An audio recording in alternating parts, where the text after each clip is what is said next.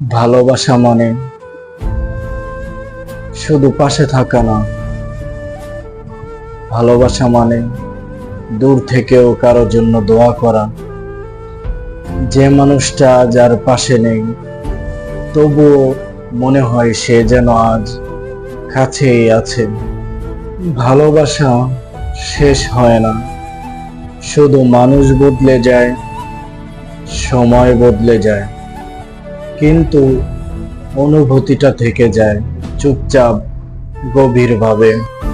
কখনো আমরা হারিয়ে ফেলি প্রিয় মানুষটাকে, কিন্তু মনটা বলে সে এখনো আমারই, আজও আমারই।